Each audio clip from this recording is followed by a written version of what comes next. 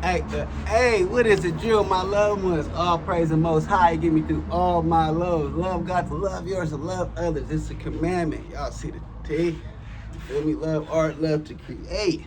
Yes, sir, ski. Make sure y'all subscribe.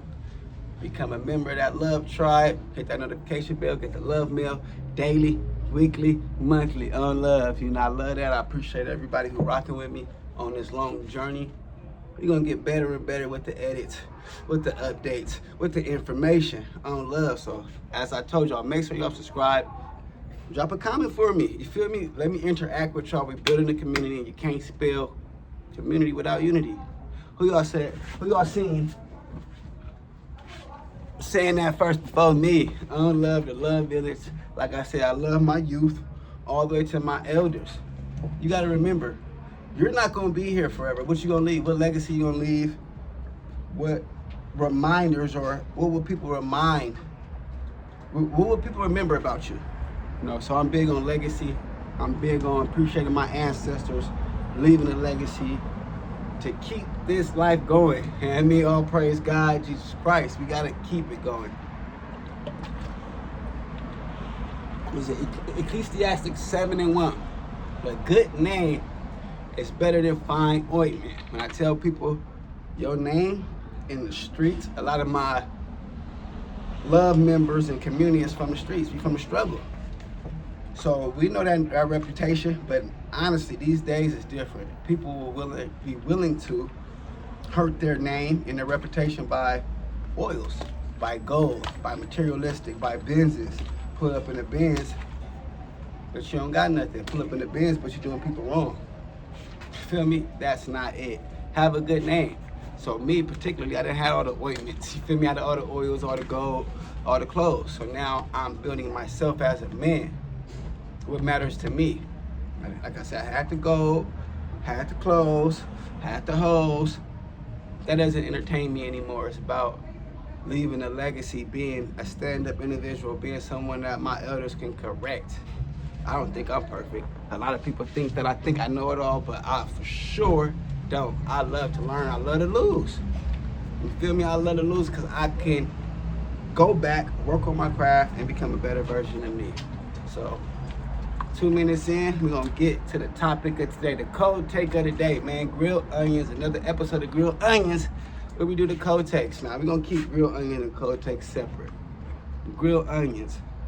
I done seen it a few times, I ain't saying nothing. What's up with the daddy ball, Southeast San Diego?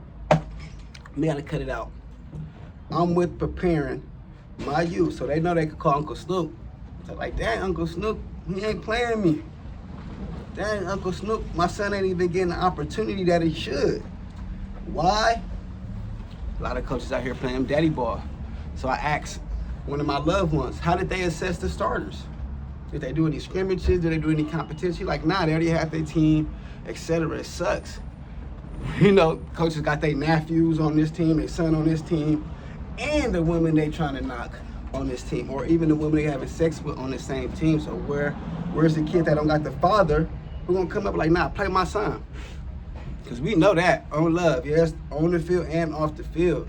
But when you got your father in your life, your father gonna hold it down. But what about the kids that don't got a father in their life? And they look at the coach like a father figure, even though he probably ain't even gonna be with him after Pop Warner. It's sad. So that's who I stand up for, the youth that don't got no representation, who ain't given the fair opportunity, because a lot of coaches, as I say, and I just seen it, a coach go from coaching a kid to being a stepdad. Cold game. I don't want to do no mixing like that. That's why I tell my fellow trainers, if you think you'll have sex with a client, don't train her no more. We ain't mixing all that. It's sad to see. I see it all the time. I've been in the Pop Warner realm since 1995. I was born in 91. My brother played 7 years older than me. My dad didn't coach me, so I done been an athlete to where my dad's the coach. And he tell me, don't you ever call me daddy on the field or around other players. And if I'm doing bad, my dad just has a expectation of greatness. If I'm doing the bad, he gonna grill me in front of everybody. Get off the mound. He taught me baseball. If I drop something, I go off there. You sitting today. And my dad showed that to let everybody know ain't no favoritism. But a lot of times now it's about social media, the highlights. So even a lot of coaches coach for the glitz and the glamours. They ain't did nothing, never accomplished nothing, so that's what they do. They feel like, oh, I won a Pop Warner Cubo. So they walk around like they it. Or because their son is good and they wasn't good, that they feel like they get the glitz and the glamour. No, your success and your kid's success is totally different. But when you don't accomplish nothing, that's all you depend on. So if I'm a coach and I never accomplished nothing in life besides being a Pop Warner coach, I'm gonna try to be the best Pop Warner coach, not giving kids opportunity. And it goes, so what's the point of Pop Warner? It's to prepare our kids for the next level.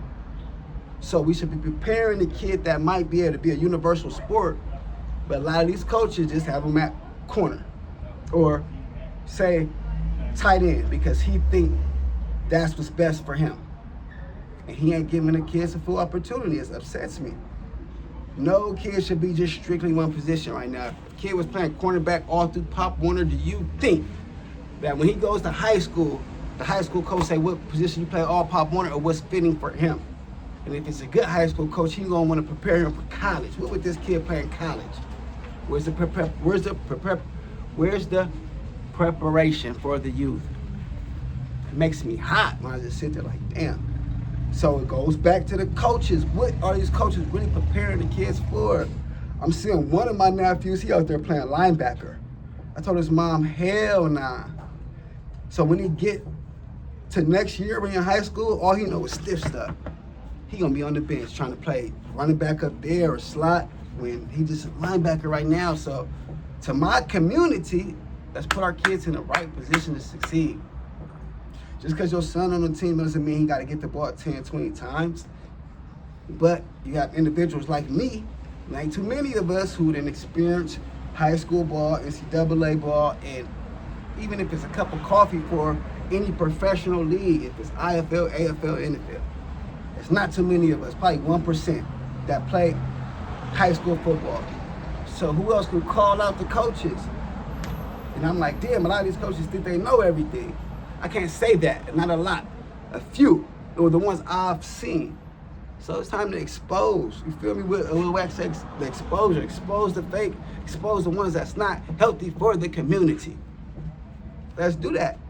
And on love, give me some names, give me some teams to go pop out on. Let me go scout some teams. Let me go scout some coaches and see how they're coaching our youth and how they're communicating with our youth. Are they inspiring our youth, motivating our youth, or are they cussing at our youth, thinking that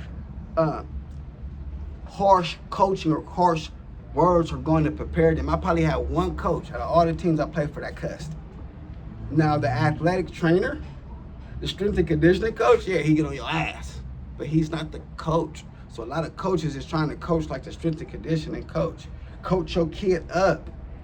You feel me? It's levels to coaching, to teaching, to being a therapist, a psychiatrist. All these are different levels of learning. So which role are you doing when you come in to coach your kids? Are you teaching them up? Are you preaching it up? Are you displaying anything? Or you just expect this young kid to know? He's 10 years old and you're expecting him to remember the playbook. He just had school. You gotta remember homework. And he's surviving too. He's seeing all the music that you playing and he want to be all this and all that. And you expected him to remember the playbook? Could you even remember the playbook, coach? Not your playbook. I'm talking about on. Can you pass a course? Can you pass a college course? What degrees do you have? So you can't get mad at you for not knowing the playbook or running the wrong play. Say, nigga, Ty Doxy Donnell on Baby Hog. What's up with this nigga, man?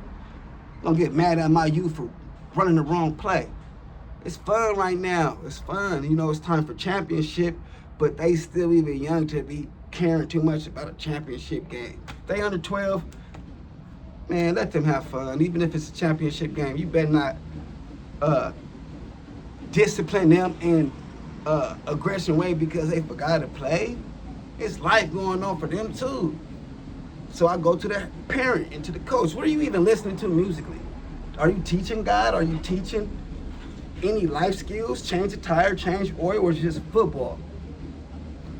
Put this part one, because it's 10 minutes. I'm gonna go part two, grilled onions. This is something I'm passionate about to my people. I love y'all. On love, we gonna bring all the gangs together, bring it back like us, like Black Panther. So all this, it's love. So my youth, so if anybody mad at me for saying this and putting a P and putting a C to a heart, we ain't worrying about our youth, the next generation. That's what I'm passionate about and protecting. So when you see this and you see this or all the little stuff, do you got any kids, you got any grandkids, you want your grandkids banging? Or do you want to teach them unity, culture? We don't even have a flag. We were the only people that don't even have a flag. Not the Juneteenth flag, a culture, a language. But it starts with the community. So I was mad about the CTE and football connection, but we doing it anyway. So I ain't gonna turn my back on my youth. I'm gonna go save them. Go love on them, homie. On love. Let's work.